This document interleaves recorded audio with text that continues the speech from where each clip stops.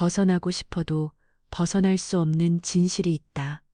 철응붓이 다크색 붙은 타르처럼 끈적하게 달라붙어 나를 질식시킨다. 나에게 그 진실은 내 사위 박서준이라는 이름으로 시작되었다. 정확히 말하자면 내가 세상에서 가장 사랑했던 하나뿐인 딸 수연이의 남편이었던 그 남자. 모든 것은 그날 밤부터 시작되었다. 내가 1년 동안 입어왔던 칙칙한 옷들을 벗어던지고 짙은 바다색 실크 원피스를 입었던 그 운명의 밤. 나는 단지 이제 그만 나 자신을 괴롭히지 말아야겠다고 생각했을 뿐이다. 산 사람은 살아야 한다고 서준에게 했던 그 말을 어쩌면 내 자신에게 하고 있었는지도 모른다. 하지만 그날 밤 나는 그 아이의 시선을 예상하지 못했다. 이 넓은 펜트하우스의 차가운 공기를 가르며 주방을 오갈 때마다 내 딸이 사랑했던 그 거대한 소파에 앉을 때마다 나는 느꼈다. 그의 시선을. 묵직하고 뜨겁고 금지된 것들로 가득한 그 시선. 내 이성은 비명을 질렀다. 우유나 정신 차려. 저 아이는 내 사위야. 하지만 내 심장은 오래전에 잊었던 격렬한 박동을 되찾고 있었다. 내 이름은 오윤이다. 올해 55. 남편은 5년 전 심장마비로 세상을 떠났고 내 전부였던 하나뿐인 딸 김수연은 1년 전 끔찍한 교통사고로 나를 떠나갔다. 이제 내게 남은 유일한 가족은 박서준뿐이다. 그 아이는 올해 42 나보다 겨우 13살 어릴 뿐이다. 장모라 부르기엔 충분하지만 한 남자의 숨결을 느끼기엔 너무나 가까운 나이. 서준은 맨손으로 시작해서 이제는 중견 건설사를 운영하는 성공한 사업가가 되었다. 돈도 명예도 한남동의 이 고급 펜트하우스까지 모든 걸 가졌지만 자기 인생의 빛이었던 내 딸이 떠난 날 그는 모든 걸 잃었다. 장례식이 끝난 후 나는 그 아이를 이렇게 크고 텅 빈 집에 혼자 둘 수가 없었다. 일주일에 서너 번씩 이곳에 와서 밥을 해주고 빨래를 하고 청소를 했다. 같은 슬픔을 겪은 두 외로운 영혼은 서로에게 의지하며 살아남았다. 우리는 거의 말을 하지 않았지만 함께하는 침묵이 때로는 가장 큰 위로가 되었다. 하지만 시간은 달콤한 독약 같았다. 슬픔이 서서히 무뎌지자 다른 감정들이 피어오르기 시작했다. 나는 서준을 더 이상 불쌍한 사위로만 보지 않게 되었다. 그의 무너진 모습 속에서 한 남자를 보기 시작했다. 식탁 맞은편 빈 의자를 바라보는 그의 눈에서 깊은 외로움을 읽었다. 우리 사이의 이상한 긴장감은 사소한 것에서 시작되었다. 내가 평소보다 짧은 치마를 입었던 날, 순간적으로 멈칫하던 그의 시선. 내가 설거지를 하다 팔을 뻗을 때 가만히 지켜보던 그의 눈길. 밀어니칠래 모든 것이 달라지기 시작했다. 그리고 그날 밤이 왔다. 내가 짙은 바다색 실크 원피스를 입었던 그날 저녁. 서준은 거실 소파에 앉아 나를 바라보고만 있었다. 그의 시선이 너무나 뜨거워서 나는 숨쉬기조차 힘들었다. 갑자기 그는 자리에서 벌떡 일어나더니 침실로 향했고 문을 쾅 닫아버렸다. 숨막히는 정적이 공간을 집어삼켰다. 무엇이 나를 움직이게 했는지 모르겠다. 어머니로서의 걱정이었을까? 아니면 한 여자로서의 호기심이었을까? 나는 그가 내일 입을 흰 셔츠를 다려놓았다. 부서진 영혼을 돌보며 생긴 습관이었다. 셔츠에서는 아직 따뜻한 온기가 느껴졌다. 문을 노크했지만 대답이 없었다. 불길한 예감이 스쳤다. 조심스럽게 문손잡이를 돌렸다. 분명 잠그는 소리를 들었는데 문은 쉽게 열렸다. 그리고 나는 모든 것을 보고 말았다. 서준은 문을 등진 채 의자에 앉아 있었다.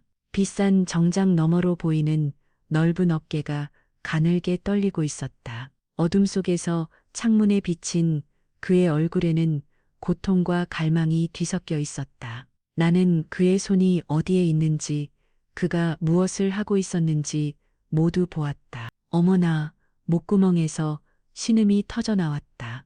세상이 멈춘 것 같았다. 진실이라는 이름의 재앙이 덮친 순간, 어머님, 죄송합니다. 그의 목소리는 쉬어 있었고 갈라져 있었다.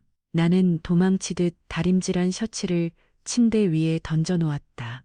향긋한 냄새가 끔찍하게 느껴졌다. 나 나중에 얘기하자. 등을 돌려 방을 나가려다 잠시 멈춰섰다. 고개를 돌리지 못한 채 떨리는 어깨 너머로 나조차 낯선 목소리로 말했다. 괜찮아. 남자들은 그럴 수도 있지. 하지만 그건 새빨간 거짓말이었다. 그 위선적인 위로가 우리 관계를 지옥으로 이끄는 문을 여는 열쇠가 될 줄은 몰랐다. 그날 밤 이후 우리 사이에는 보이지 않는 벽이 세워졌다. 수치심과 두려움, 그리고 우리 둘 다 마주할 용기가 없는 진실의 벽. 나는 핑계를 대며 도망치기 시작했다. 일주일에 서너 번이던 방문은 한 번으로 2주에 한 번으로 줄어들었다. 요즘 바쁘신가 봐요. 전화 너머로 들리는 서준의 목소리에는 외로움이 짙게 배어 있었다. 나는 거짓말을 했다.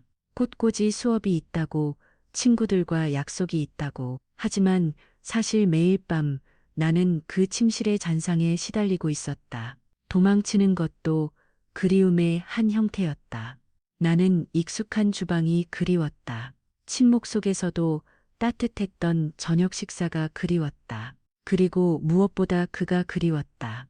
박서준이 과부가 된 내 마음 한구석이 무섭도록 텅 비어 있었다. 그리고 운명은 다시 한번 개입했다. 도망을 시작한 지 한 달쯤 지났을 때 토요일 오후 전화 한 통이 모든 것을 바꿨다. 내가 살던 낡은 아파트가 재건축에 들어간다는 통보였다. 보상금은 나왔지만 새로 살 곳을 구하기 전까지 어디로 가야 할지 막막했다. 수학이 넘어 한동안 침묵이 흐르다가 마치 구명보트처럼 단호한 목소리가 들려왔다. 어머님, 저희 집으로 오세요. 방도 남고 혼자 계시는 것보다 훨씬 나을 거예요. 심장이 쿵 내려앉았다. 그와 함께 살다니 이 집에서 그래도 괜찮겠니? 네가 불편하지 않겠어. 전혀요. 오히려 제가 더 마음 편할 것 같아요. 그의 목소리에는 망설임이 없었다. 저도 많이 외롭습니다. 그 마지막 고백이 내 안에 모든 방어선을 무너뜨렸다. 결국 나는 이사를 했다. 우리는 어리석은 규칙들을 세웠다. 나는 그의 침실에서 가장 먼 객실을 쓰고 낮에는 각자의 생활을 하며 저녁에만 함께 밥을 먹기로 했다. 안전거리를 확보하려 했다. 하지만 타오르는 불길을 통제할 수 있다고 믿었던 우리는 너무나 순진했다. 첫 며칠은 위태로운 평화 속에 흘러갔다. 하지만 한 공간에 존재하자 경계선은 가장 일상적인 것들로 인해 허물어지기 시작했다. 나는 자연스럽게 집안일을 맡았다.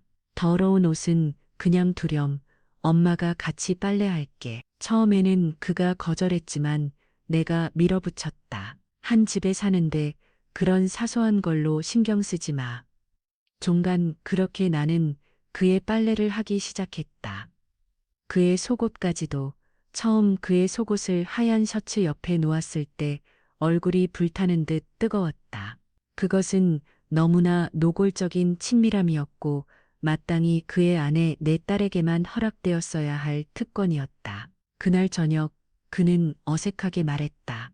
어머님 속옷은 제가 빨아도 되는데 나는 그저 웃었다. 그 웃음에 얼마나 많은 어색함이 섞여 있었는지 나도 몰랐다. 내가 그의 가장 사적인 물건을 만지는 것이 당연한 일이 되어버렸고 그 끔찍하게 당연해진 사실이 우리가 세운 모든 규칙을 깨뜨렸다. 집에 온기가 돌기 시작했다. 아침이면 부엌에서 노래를 흥얼거리며 식사를 준비했다. 앞치마를 두르고 프라이팬을 든 내 모습이 그에게 어떤 기억을 떠올리게 했을 것이다. 나는 그의 시선을 느끼기 시작했다. 점점 더 깊어지고 집요해지는 시선. 그는 내가 거실에서 책을 읽을 때도 소파에 앉아 다리를 꼬고 드라마를 볼 때도 나를 바라보았다. 그 시선은 너무나 뜨거워서 내 살갗이 벗겨지는 듯한 기분이었다. 이러면 안 돼. 나는 스스로에게 수백 번 되뇌었다. 하지만 55을 살았음에도 여전히 살고 싶고 느끼고 싶어 하는 내 몸을 막을 수는 없었다. 그러던 어느 날 그를 물끄러미 바라보다 나는 끔찍한 사실을 깨달았다. 저 눈, 저 인매, 저 어색한 미소, 맙소사 수연이랑 저렇게 닮았다니. 아니, 정확히 말하면 내 딸이 나의 젊은 시절 모습이었다. 그리고 나는 내 딸이 결코 맞이하지 못할 미래의 모습이었다. 그 순간 도끼 어린 질문이 내 마음을 파고들었다. 그가 나를 보는 것이 내 딸이 그리워서일까? 아니면 다른 이유가 있는 걸까? 함께 산 지 한 달 반 불길은 더 이상 연기만 피우지 않았다. 타오르기 시작했다. 등 뒤에서 그의 발소리가 들릴 때마다 심장이 미친 듯이 뛰었다. 그는 회사 일에 집중하지 못하기 시작했다. 늦어지는 회의와 무거운 한숨으로 나는 알 수 있었다. 우리 둘 다 느끼고 있었다. 이 펜트하우스의 공기는 질식할 것처럼 무겁고 진득해졌다. 우리의 시선은 허공에서 부딪혔다가 화상을 입은 것처럼 황급히 서로를 피했다. 그날은 금요일 밤이었다. 억눌렸던 모든 것 숨겨왔던 모든 욕망이 폭발한 밤. 그는 지친 기색으로 집에 돌아왔다. 저녁 식사 후 일찍 방으로 들어갔다. 나는 그가 잠들지 못하리라는 것을 알았다. 나 또한 마찬가지였다. 내가 입고 있는 실크 원피스와 저녁 내내 내 다리에 고정되어 있던 그의 시선을 떨쳐낼 수 없었다. 그때 들렸다. 아주 희미하게 문 잠그는 소리, 철컥, 소름 끼치는 정적, 심장이 격렬히 뛰기 시작했다. 어떤 예감, 악마 같은 호기심이 나를 부추겼다. 나는 자리에서 일어나 그를 위해 다려놓은 셔츠를 집어들었다. 그저 핑계일 뿐이라는 것을 알고 있었다. 똑똑 서준아. 내가 불렀지만 대답은 없었다. 문손잡이에 손을 얹는 순간 심장이 멎는 것 같았다. 문은 잠겨 있지 않았다. 내가 들었던 철컥 소리는 기다림이 만든 환청이었을까? 아니면 운명의 무의식적 초대였을까? 문을 밀고 들어서는 순간 나는 모든 것을 보고 말았다. 그의 자세, 그의 표정, 그리고 그의 손이 어디에 있는지. 그의 눈은 커져 있었고 그 안에는 당황과 수치심, 그리고 나를 향한 숨길 수 없는 욕망의 불꽃이 타오르고 있었다. 어머니, 손에 들고 있던 셔츠가 바닥으로 떨어졌다. 내 영혼처럼 힘없이, 어머님, 저 죄송합니다. 그는 더듬거리며 황급히 몸을 가렸다. 얼굴은 들킨 아이처럼 새빨갛게 달아올라 있었다. 네, 맞습니다. 너로부터 아무 말도 할 수 없었다. 정숙이 정수주를 주워 침대 위에 올려놓고 도망치듯 방을 빠져나가려 했다. 하지만 보이지 않는 힘이 문지방에서 내 발목을 붙잡았다. 나는 깊은 숨을 들이마셨다. 등을 돌린 채 떨리는 목소리로 속삭였다. 괜찮아. 남자들은 그럴 수도 있지. 그것은 거짓말이자 동시에 고백이었다. 문은 조용히 닫혔지만 우리의 세상은 완전히 무너져 내렸다. 다음 날 아침 펜트하우스의 공기는 칼로 베어낼 수 있을 만큼 무겁게 가라앉아 있었다. 나는 피할 수 없는 대면을 조금이라도 늦추려는 비겁한 마음으로 평소보다 늦게 일어났다. 하지만 결국 책임감은 나를 방 밖으로 끌어냈다. 주방에 들어서자 그는 이미 그곳에 앉아 있었다.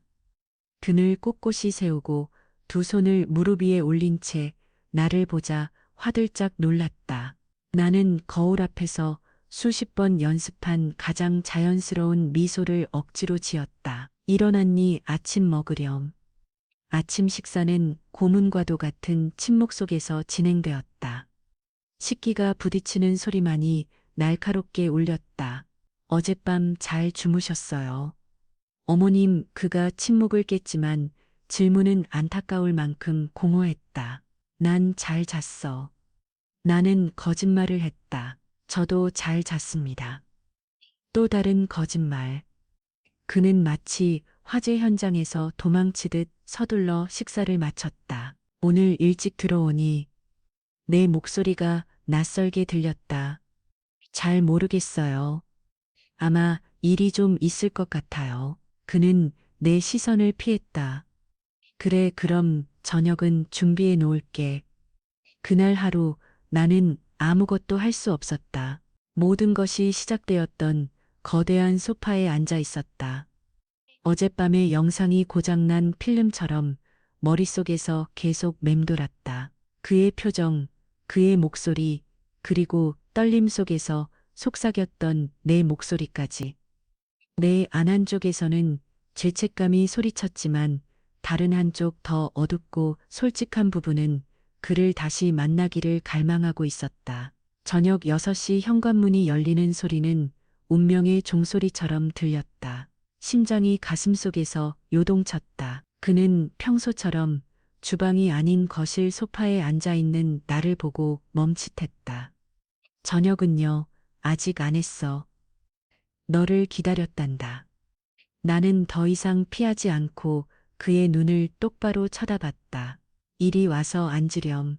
그는 머뭇거리며 맞은편 소파에 앉았다. 우리 사이의 거리가 지금은 깊은 심연처럼 느껴졌다. 어젯밤 일 말이다. 나는 이 상황을 주도해야 한다고 결심했다. 도통받는 두 영혼이 계속 침묵 속에 잠겨 있게 할 수는 없었다. 그가 마른 침을 삼켰다.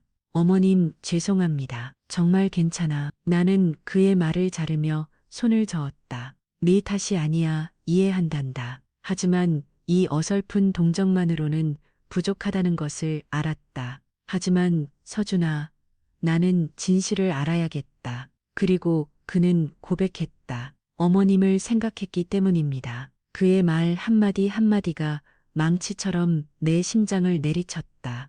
처음부터 그랬던 건 아닙니다. 다른 생각을 하려고 했었어요.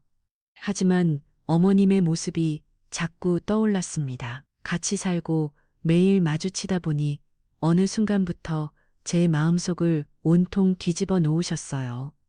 그의 목소리가 갈라졌다. 이러면 안 된다는 거 압니다. 하지만, 뭐. 나는 온몸이 떨려왔지만 부드럽게 물었다. 어머님이 집안일 하시는 모습, 소파에 앉아 계신 모습, 그 원피스를 입으신 모습, 그 모든 것이 제 눈을 불태웠습니다. 그는 두 손으로 얼굴을 묻었다. 한 남자로서 어쩔 수가 없었습니다. 수연이에게 죄스럽고 어머님께도 죄송합니다. 하지만 감정은 점점 더 커져만 갔어요. 이건 단순히 외로움 때문이 아닙니다. 침묵이 흘렀다.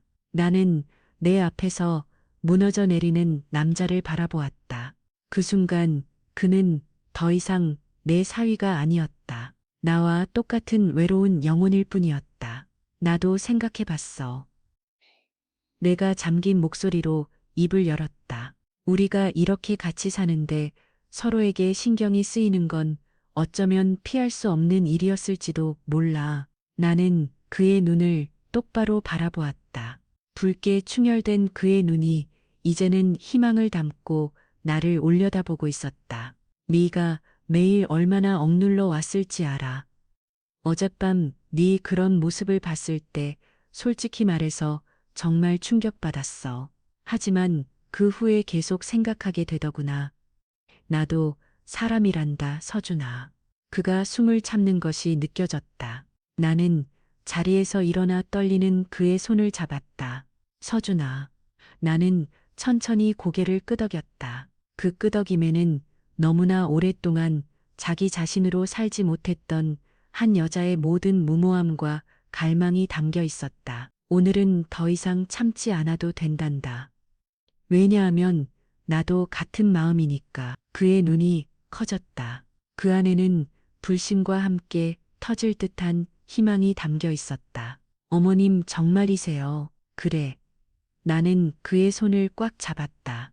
오늘은 우리 아무 생각도 하지 말자. 그는 조심스럽게 일어나 나를 품에 안았다. 우리 방으로 들어갈까요? 나는 그저 작게 고개를 끄덕였다. 우리는 침묵 속에서 침실로 향했다. 어젯밤에는 수치심의 지옥이었던 그곳이 오늘 밤에는 해방의 천국이 되려 하고 있었다. 그의 얼굴은 수연이와 많이 닮았지만 더 깊고 성숙한 무언가가 있었다. 우리의 입술이 포개졌을 때 모든 외로움과 그리움, 죄책감과 금지된 갈망이 하나로 뒤섞였다.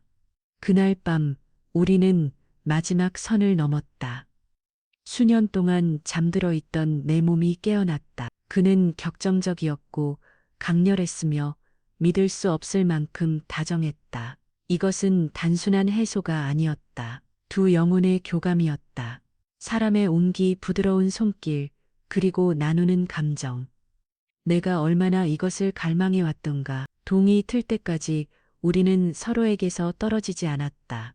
창으로 첫 햇살이 스며들 때 나는 그의 품에서 깨어났다. 잠든 그의 얼굴은 너무나 평화로워 보였다. 우리는 큰 일을 저질렀구나. 나는 생각했다. 하지만 이상하게도 후회는 없었다. 오히려 따뜻하고 충만한 감정이 가슴을 채웠다. 그가 눈을 떴다. 우리는 한동안 말없이 서로를 바라보았다. 후회하니? 내가 먼저 속삭였다. 아니요. 그는 한치의 망설임도 없이 대답했다. 어머님은요? 나도 아니야. 나는 행복해. 나는 그의 단단한 가슴에 얼굴을 묻고 남자의 향기를 깊이 들이마셨다. 저도요. 그가 나를 더 꽉 안았다. 그 순간 우리는 더 이상 장모와 사위가 아니었다. 그저 한 남자와 한 여자일 뿐이었다. 우리의 이중 생활은 그때부터 시작되었다. 낮에는 적당한 거리를 유지했다. 하지만 밤이 되면 우리는 서로를 찾으며 우리만의 세상에 탐닉했다. 주말에는 진짜 부부처럼 함께 장을 보고 공원을 산책하고 영화를 보았다. 우리의 관계는 육체적인 경계를 넘어 끊을 수 없는 감정의 끈이 되었다. 나는 그를 사랑하게 되었다. 2달 후 어느 날 저녁, 그가 제안했다. 어머님, 이번 주말에 우리 여행 갈까요? 여행. 조용한 곳으로 우리 둘만. 나는 잠시 망설인 후 고개를 끄덕였다. 우리는 부산으로 갔다. 바다가 바로 보이는 작은 펜션에서 아는 사람도 심판하는 시선도 없는 곳에서 우리는 온전한 자유를 누렸다. 우리는 손을 잡고 해변을 걸었다. 그날 밤 테라스에 앉아 파도 소리를 들으며 나는 중얼거렸다. 우리가 이렇게 행복해도 되는 걸까? 그가 내 손을 꽉 잡았다. 그럼요. 우리는 행복할 자격이 있어요. 다음 날 아침 새벽빛이 바다를 붉게 물들일 때 그가 나를 돌아보며 말했다. 사랑해요, 어머님. 그것은 사위의 말이 아니었다. 한 남자의 고백이었다. 눈물이 내 뺨을 타고 흘러내렸다. 나도 그렇다. 우리는 텅 빈 해변에서 서로를 끌어안았다. 숨 막히도록 행복한 그 순간 나는 더 이상 돌아갈 길이 없다는 것을 알았다. 저예수 여행은 훔친 꿈과도 같았다.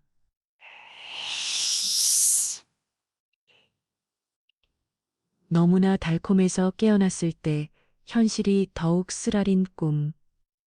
우리가 돌아온 지 한 달쯤 지났을 무렵 어느 날 저녁 서준과 함께 거실에서 낡은 영화를 보고 있을 때 내 휴대폰이 울렸다. 전화를 받고 수화기 너머의 목소리를 들었을 때 내 얼굴은 굳어졌다. 방 안의 모든 온기가 순식간에 사라지는 것 같았다. 수진이가 한국에 돌아온데 서준을 보니 그의 눈에도 놀라움과 함께 불안감이 스쳤다. 처영이여. 김수진, 나의 큰딸. 20년 전 미국으로 이민가 재미교포 사업가와 결혼하고 완전히 다른 삶을 꾸린 아이. 전염병 때문에 제 동생의 장례식에도 오지 못했던 아이. 그 아이의 존재는 나에게 거의 희미한 기억이 되어 있었다. 갑자기요. 서준이 물었다. 능. 내가 떨리는 목소리로 대답했다. 미국 생활 정리하고 완전히 귀국한데 엄마가 나이 드는 게 걱정된다고 하더구나. 등골을 타고 서늘한 기운이 흘렀다. 수진이의 귀국은 기쁜 소식이 아니었다. 그것은 선고였다. 언제 온대요?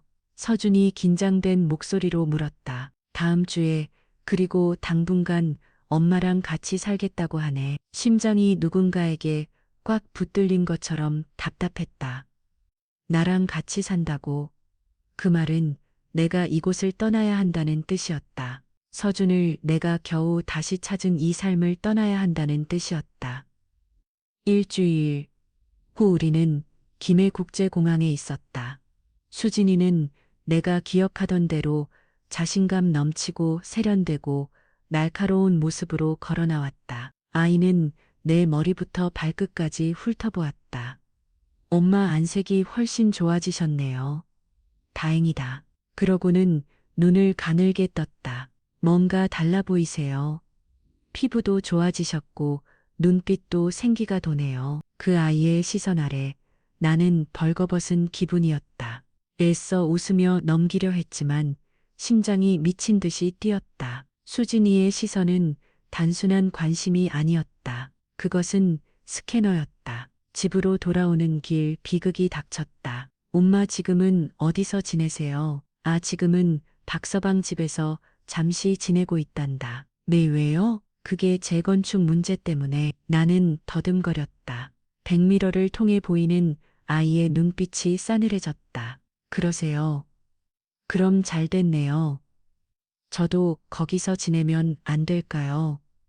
호텔비도 비싼데. 나와 서준은 그 자리에 얼어붙었다. 너무나 합리적으로 들리는 그 요청을 거절할 이유가 우리에겐 없었다. 응, 그러렴. 나는 마지못해 대답했다. 마치 내 손으로 천국의 문을 닫아버리는 기분이었다. 이간 이후 우리의 집은 감옥이 되었다.